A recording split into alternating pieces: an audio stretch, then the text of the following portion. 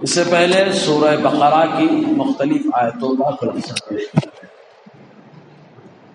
ابھی اپنے سامنے جو آیت کریمہ ہے، اس آیت کریمہ میں اللہ تعالیٰ نے یہود و نصارہ کی دل کی جو حسرت تھی، دل میں جو تمنا تھی، اس کو ایمان والوں کے سامنے پیش فرمایا ہے۔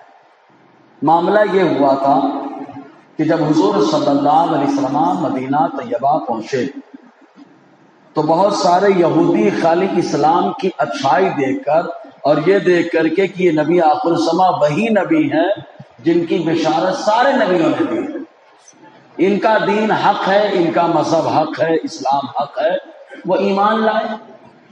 لیکن کچھ لوگ خالی اس لیے قریب ہوئے کہ مسلمانوں کے پاس جائیں گے تو اندر جا کر کے جو آپس میں لڑائیں گے، تو جو آپس میں لڑانے کے لیے قریب آئے تو وہ لوگ ہمیشہ مسلمانوں کی بڑی تعریف کرتے ہیں، آپ ایسے ہیں، آپ ایسے ہیں، آپ کے اندر یہ خوبی ہے، وہ خوبی ہے۔ اور انسان کی فطرت ہے، انسان کی عادت ہے کہ وہ اگر اس کی تعریف کی جائے تو وہ تھوڑا خوش بھی ہو جاتا ہے۔ لیکن اللہ تبارک و تعالیٰ نے صحابہ کرام کے دل سے دنیا کی محبت کو نکال دیا تھا، اس لیے وہ ان کی باتوں میں آتے نہ تھے۔ ان کی لزوجت پسند اور چاپلوسی اور ان کی تملق گیری صحابہ کو پسند نہیں تھی، کیونکہ صحابہ کو انسان کی تعریف کیا پسند آئے جن کی تعریف خود رب کائنات کر رہا ہو، جن کی عظمت کا چرچا اللہ تبارک و تعالیٰ کرے، ان کو کیا فکر پڑی ہے۔ تو اللہ تبارک و تعالیٰ ان کے تعلق سے ارشاد فرماتا ہے ما یود الذین کفروا من اہل الکتاب ولا المشرکین ان ینزل علیکم من خیر من ربکم۔ یہ اہل کتاب یہود و نصارہ یہ نہیں چاہتے کہ اللہ کی کوئی رحمت اے مسلمانوں تمہارے اوپر آئے، ان کی یہ خواہش نہیں ہے، یہ تو یہی چاہتے کہ مسلمان پریشان رہے، مسلمان مصیبت میں رہے، مسلمان آزمائش میں گھرا رہے، ان کی یہی خواہش ہے۔ رب تعالیٰ نے 1450 سال پہلے تقریباً اپنے محبوب پہ یہ آیت نازل فرما کے بتایا، اور آج بھی یہ معاملہ ہے کہ یہود و نصارہ ہو یا کوئی اور ہو، مشرک ہو، یہ مسلمانوں پر بھلائی کے خواہاں نہیں ہے۔ مسلمان کتنی بھی ان کی چاپلوسی کر لے لیکن یہ مسلمانوں کے نہیں ہو سکتے، کیونکہ اللہ تبارک و تعالیٰ نے فرما دیا کہ ان کی دلی خواہش ہے کہ تمہارے اوپر کوئی رحمت نہ آنے پائے۔ جب ان کی دلی خواہش ہے تو رحمت نہ آنے پائے تو یہ کیسے سدھار لا سکتے ہیں؟ یہ اور بات ہے کہ اللہ تعالیٰ کا کرم جن کے اوپر ہوتا ہے وہ ایمان لاتے رہے۔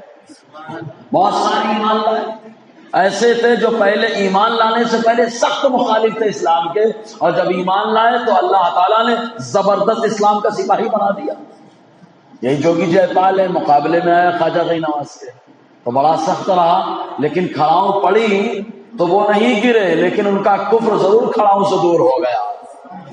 یہ اللہ کے ولیوں کا، یہ اللہ تعالیٰ کا کرم، اس کے ولیوں کا کرم کہ جب کھڑاؤں بھی پڑے، چماٹ بھی پڑے تو آدمی کو دور نہیں کرتی، آدمی کی خامیوں کو دور کر دیتی۔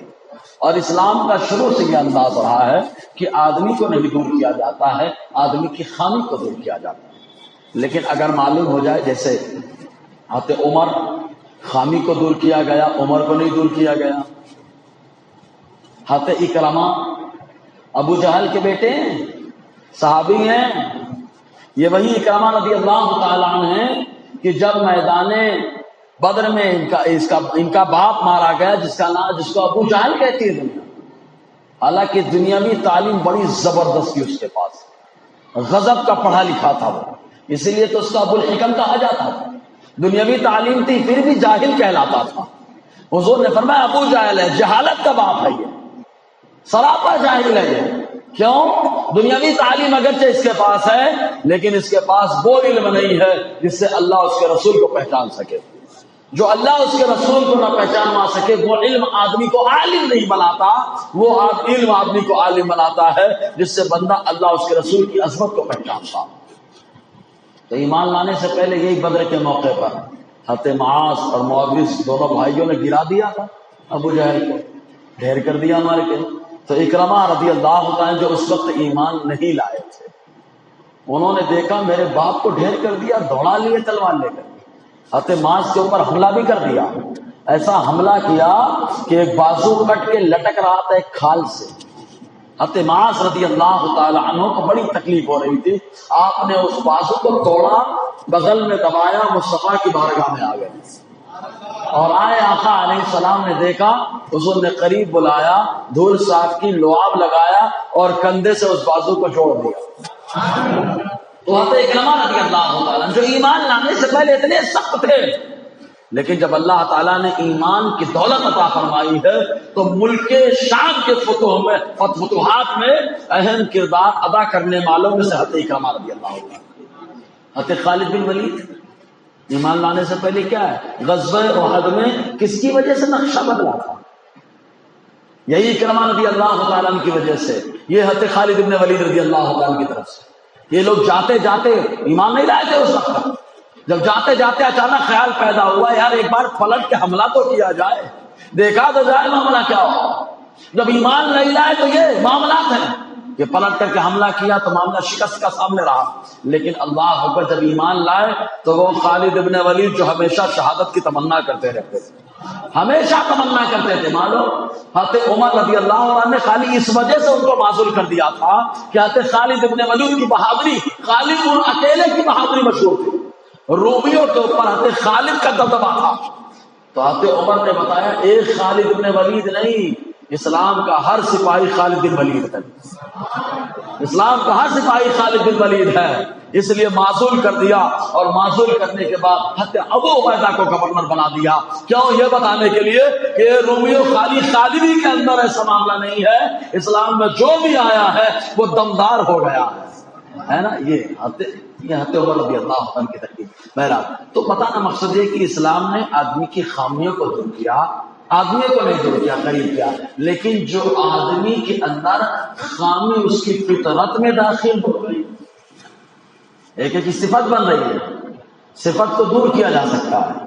جیسے کپڑے میں دیکھیں کلر دو طرح کا ہوتا ہے، ایک کلر وہ ہے جو چھوٹ جاتا ہے، ایک کلر وہ جب نہیں چھوٹتا ہے۔ سفید بنیان ٹانگ دینا، نیا کپڑا اس کا کلر چھوٹ رہا ہو لٹکا دے، سمجھ میں آ جائے گا کہ کلر کیسا ہے۔ تو کہا کلر دو طرح سے لگا، ایک وہ جو رگڑ کے صاف ہوگا، ایک وہ جو صاف نہیں ہوتا۔ کہا جب رگڑ کے صاف ہو جائے تو کلر کو دور کرتے، بنیان کو نہیں، کلر کو دور کرتے ہیں بنیان کو نہیں، لیکن اس کے رگڑنا پڑتا ہے، کلر دور ہو گیا۔ لیکن اگر کلر دور نہ ہو بنیان سے تو بنیان کو پھینکنا پڑتا ہے، بلا تشبیہ، خالی تقریب بیان کے لیے۔ اسلام نے آدمی کی خامی کو دور کیا، آدمی کو نہیں، لیکن خامی بھی ویسی ہو کہ رگڑ کے صاف ہو جائے، رگڑ کے صاف ہو جائے۔ جو وجے پال پہ کھاؤں والی رگڑ گئی خامی، بہت سی لوگ ہوتے ہیں یار آپ لوگ تو جمعرات ایسے بھی ذکر کرنے ہیں، شب جمعہ ہے یار، ایسے بھی ذکر کا موقع ہے تو بولنا چاہیے سبحان اللہ، ذکر بھی ہوتا رہے، کام بھی چلتا رہے، کیا بات ہے جی۔ تو کھاؤں پڑی تو رگڑ پڑی، کلر چھوٹ گیا، عبداللہ مل گئے، سمجھے کہ نہیں؟ اور جب معلوم ہو رگڑو کچھ کرو برائی نہیں دور ہوگی تو مصطفیٰ نے مسجد نبی سے نکال کے باہر پھینک دیا۔ اگر میرا نقطہ سمجھ میں آئے تو زور سے بنتا ہے یار۔ جہاں خامی دور ہونے کے معاملات تھے وہاں آقا علیہ السلام نے خامی کو دور کر دیا ہے، اور جہاں معلوم ہے خامی دور نہیں ہو سکتی ہے وہاں انسان کو نکال کے باہر پھینک دیا۔ یہ حضور صلی اللہ علیہ وسلم کا کام۔ تو اسلام یہ ہے۔ تو یہود و نصارہ میں بہت سارے ایسے رہے کہ جن کے اندر خامی دور ہو سکتی تھی تو ان کو اسلام کی تعلیم دی گئی، ان کو ایمان کی طرف راغب کیا گیا، بلایا گیا، اور جن کے اندر معلوم ہے کہ یہ خامی دور نہیں ہوگی تو وہ ختم۔ حضرت ابو عبیدہ رضی اللہ تعالیٰ عنہ کو گورنر اسی لیے بنایا تھا حضرت عمر نے۔ ایک نقطہ اس میں یہ بھی ہے کہ حضرت خالد جلال میں رہتے، اور جب آدمی کوئی جلال میں رہتا ہو، غصب میں رہتا ہو، تیش میں رہتا ہو تو لوگ قریب نہیں آتے، بھاگتے ہیں اس سے۔ اور جب کوئی آدمی بڑا حلیم الطبع ہو، اس کو 10 بات بول دو، مسکرا کے ٹال دے تو اس کے پاس ہر طرح کے لوگ آتے ہیں۔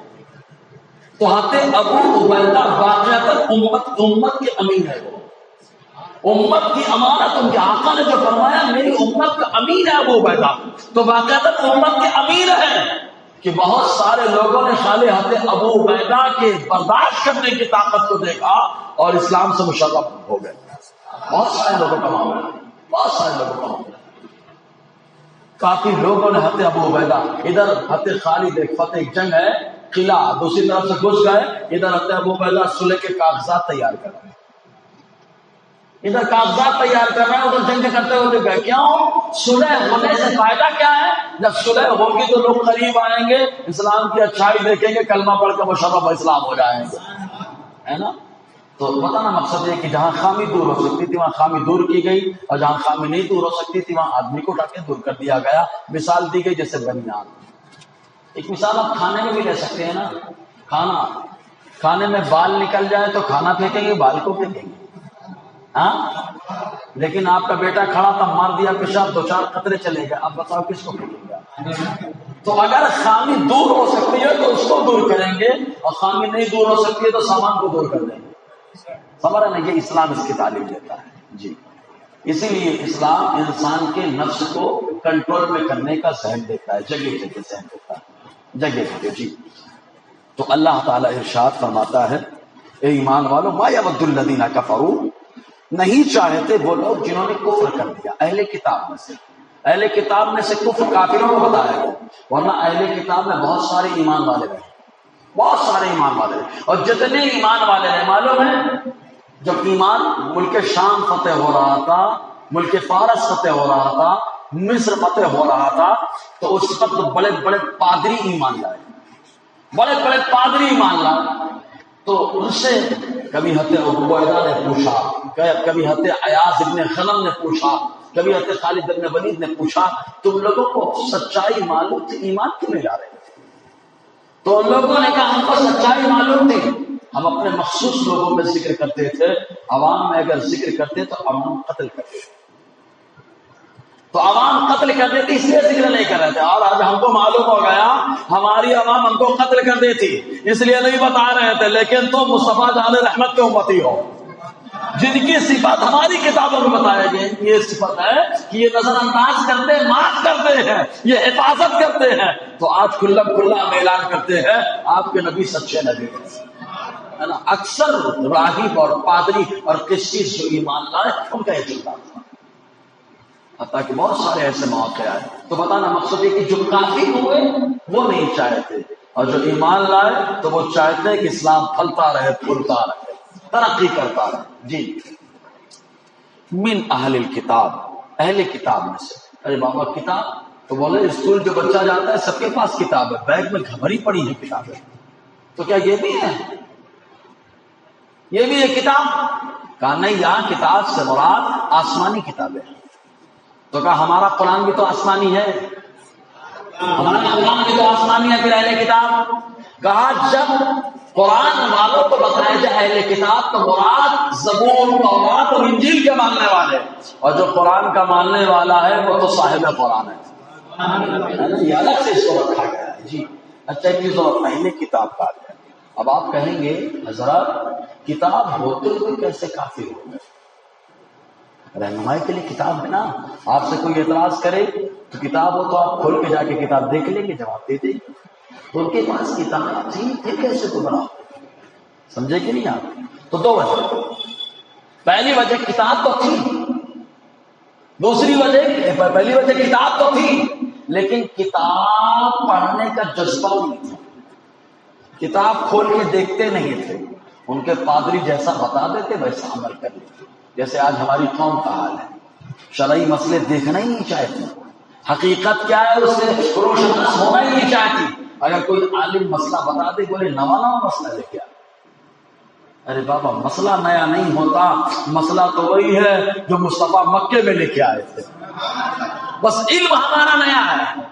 نئے ہم ہیں، اسلام پرانا، دین پرانا ہے، ہم نئے ہیں، معلومات نہیں ہے. تو وہ لوگ نہیں پڑھتے تھے ویسے ہمارے یہاں.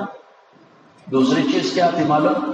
ان کے پادریوں نے بڑے بڑے سرداروں کو پیسے دینے کی وجہ سے کتابوں کو بدل ڈالا.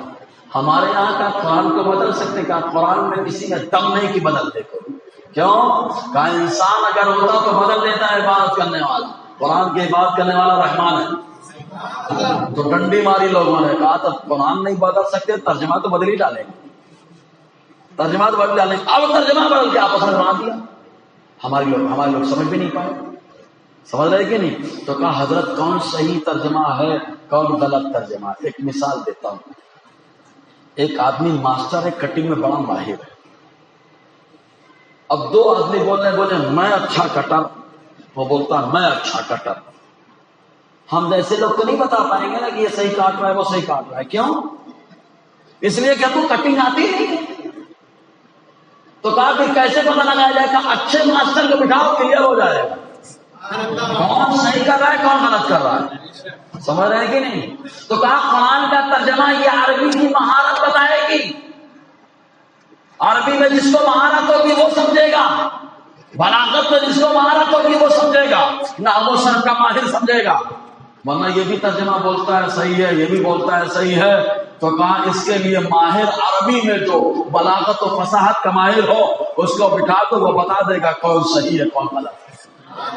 تو کہا حضرت اب تو جس کو بٹھائیں گے وہ تو کوئی نہ کوئی فرقے سے تعلق رکھتا ہے. تو ہم کہتے ہیں کیوں نہ پھر علم حاصل کر لیا جائے. اس لیے علم حاصل کر لیا جائے کہ 73 میں سے کس میں رہنا.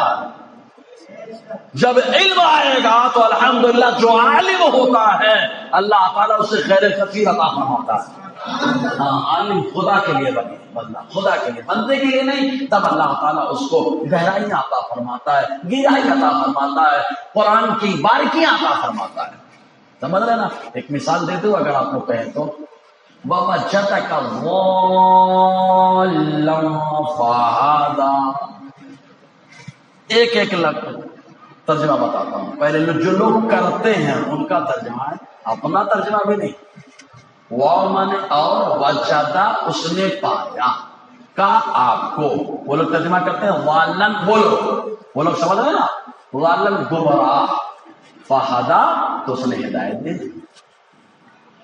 اب آپ قلب مومن مستریب ہو گیا کہ مصطفیٰ کو گمراہ پایا. مصطفیٰ تو ہمیشہ ہدایت پر رہے. ارے مصطفیٰ کی شان یہ ہے کہ جن نسلوں سے ہوتے ہوئے آئے ان آباء و اجداد کو اللہ نے ایمان کی دولت عطا فرمائی ہے. جب ان کو اللہ نے ایمان کی دولت عطا فرمائی ہے تو مصطفیٰ کیسے گمراہ ہو سکتے ہیں؟ سمجھ رہے کہ نہیں؟ ایک چیز اور، آپ جس سے محبت کرتے ہیں وہ جن راستوں سے گزرتا ہے کیا آپ ان راستوں کو گندا کریں گے؟ بولو. معلوم میرے حضرت یہاں سے آتے جاتے ہیں، میرا پیارا یہاں سے آتا جاتا ہے، آپ وہاں تھوکیں گے، گندگی کریں گے؟ کہا نہیں. کہا اللہ تعالیٰ اپنے محبوب کے لیے ماؤں کی رحموں کو، باپوں کی پشتوں کو راستہ بنایا. یہ ناپاکی ہے تو اللہ تعالیٰ نے پہلے ہی پاک اور صاف فرما دیا. سمجھے نا؟ سب ایمان والے ہیں، دلیل موجود ہے قرآن حدیث کے اندر. سمجھ میں تو کہا حضور کو گمراہ پایا. کہا قلب مومن ٹینشن میں، قلب مومن فکر مند ہے کہ یہ کیسے ترجمہ کر دیا. تو کہا ہے یار ایسا ترجمہ کرو کہ حضور کی شان میں گستاخی نہ ہونے پائے اور قرآن کی عظمت بھی سلامت رہے. کہا وہ ترجمہ کہا آؤ اس سے پوچھو جو اپنے زمانے کے ولیوں کا امام ہے. کہا کون ہے؟ کہا وہی ہے جسے احمد رضا خان کہا جاتا ہے. کیوں؟ مجدد ہے، مجدد اپنے زمانے کے ولیوں کا امام ہوتا ہے. سمجھے کہ نہیں آپ؟ جی. تو ہم نے کیا ترجمہ کیا؟ تو کہا واللہ. ضالہ کا مطلب ہوتا ہے کسی کی محبت میں ڈوب جانا، کسی کی محبت میں ڈوب جانا. کہا حضور دی اللہ کی محبت میں ہے، جہاں جا رہے ہیں ایک اللہ کی عبادت کرو، ان کی پوجا مت کرو. ایک اللہ کی عبادت کرو، ان کی پوجا مت کرو. مکے میں مخالفت پھر بھی کہہ رہے ہیں، طائف میں مخالفت پھر بھی کہہ رہے ہیں، جہاں جا رہے ہیں مکہ تب بھی کہہ رہے ہیں ایک اللہ کی عبادت کرو، ایک اللہ کی عبادت کرو. ہر وقت اللہ اللہ اللہ اللہ. تو اللہ کی محبت میں اتنے ڈوب گئے تو میرے مولا نے کرم فرمایا محبوب جب تم میری محبت میں اتنا ہے تو میں تجھے بلا کر کے اپنا جلوہ دکھا دیتا ہوں. اب دیکھو ترجمہ. بابا جدا کا اس نے آپ کو پایا، والا اپنی محبت میں ڈوبا ہوا. اس کو فارسی میں بولتے ہیں خود رفتہ. خود رفتہ محبت میں ڈوبا ہوا اس لیے کہ خالی زبان سے محبت نہیں ہے، مصطفیٰ کے ہاتھوں سے بھی محبت الہی ظاہر ہے، مصطفیٰ کے چہرے سے محبت الہی ظاہر ہے. آقا علیہ السلام کا ایک ایک پہلو اللہ تعالیٰ کی محبت کی گواہی دے رہا ہے. تو جب ایسے پایا تو رب فرماتا ہے فہدا، تو ہم نے راستہ دے دیا. کہاں کا راستہ؟ کہاں معراج پہ بلا کے جلوہ دکھانے کا راستہ. سمجھ میں آیا؟ اگر آیا ہو تو سبحان اللہ بنتا ہے۔ دیکھیے اب معراج سے طائف بھی ہو جا رہی ہے اور حضور کی عظمت بھی سلامت ہے اور قرآن کا ترجمہ بھی ہو جا رہا ہے۔ سمجھ رہے کہ نہیں آپ؟ تو اس لیے بہت ضروری ہے۔ تو اہل کتاب سے تو اہل کتاب جو گمراہ ہوئے پہلی وجہ کتاب خود نہیں پڑھتے تھے، دوسری وجہ کیا ہے کہ وہ کتاب میں تبدیلی لا رہے تھے۔ جی ولل مشرکین، اور نہ مشرک چاہتے ہیں، یہ سمجھنا ہے، مشرک نہیں چاہتا کہ ایمان والوں کو کوئی رحمت ملے، کوئی برکت ملے، کوئی آسانی ملے۔